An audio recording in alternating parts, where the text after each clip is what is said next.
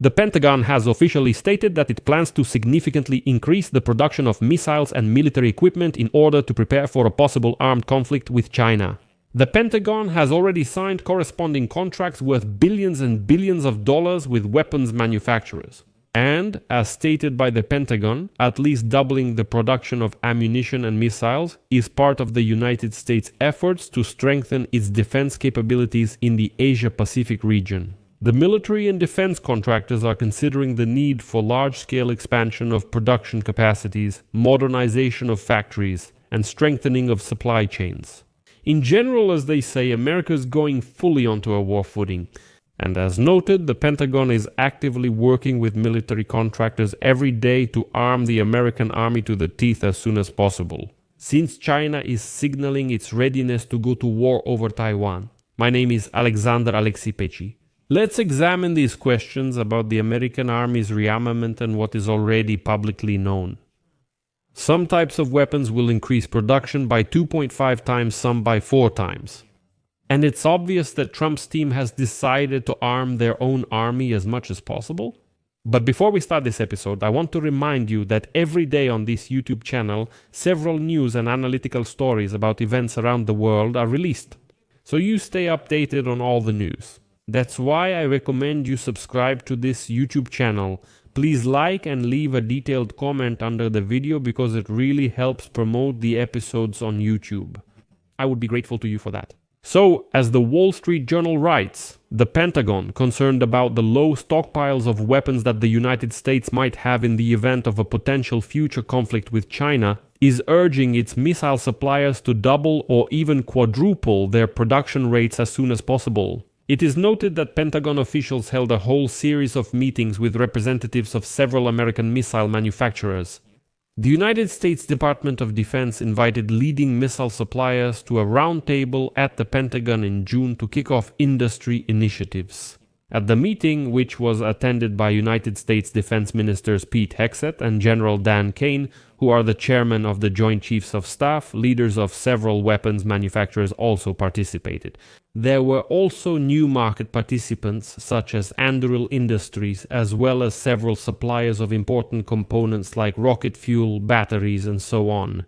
Basically, the Pentagon gathered all the weapons manufacturers to discuss how to sharply increase weapons production. Well, it's telling that the Wall Street Journal writes that some Pentagon officials complain that achieving the goals set by Trump and Hegseth will be almost impossible, or at the very least, very difficult. They say that assembling individual missiles alone could take 2 years.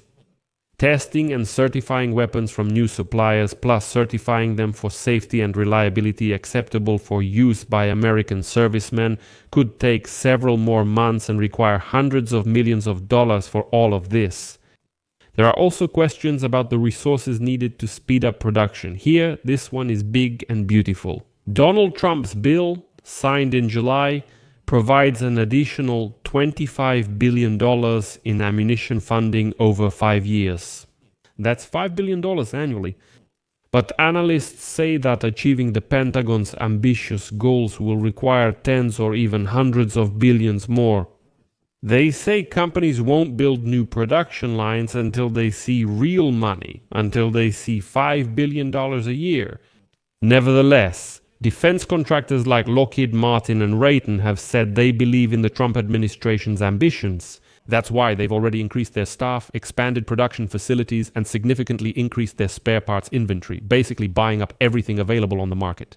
But, as experts note, since the start of Russia's war against Ukraine, orders for missiles can't keep up with the rapid growth. The use of expensive interceptors, including Patriot, to protect Ukraine from intensifying Russian bombardments. And now, the American authorities want to have more of these interceptor missiles to protect bases and allies in the Pacific region as well.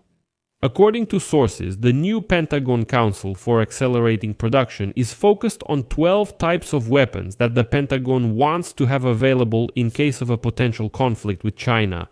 The list mainly features Patriot interceptors, long-range anti-ship missiles, and other high-precision strike missiles, And interestingly, according to documents from back in June, the Pentagon asked weapons suppliers for information on exactly how they could increase production by 2.5 times within a period of 6 to 12 months. And what's also important, the Pentagon directly stated that if you can't keep up yourselves, maybe you could transfer your production licenses to third-party manufacturers outside the United States. Like let contractors work on our rearmament as well. From the latest public records, it's clear that in September the Pentagon allocated almost $10 billion to Lockheed Martin for the production of 2,000 Patriot Advanced Capability 3 missiles. The Pentagon wants the company to eventually produce at least 2,000 missiles per year. That's almost 4 times the current production rate. And now Lockheed has announced that they're ready to start production in Europe as well, in order to keep up with these orders. Or, for example, Boeing, which manufactures the guidance heads for Patriot missiles, is currently finishing a project to expand its plant, which covers more than 10 square kilometers.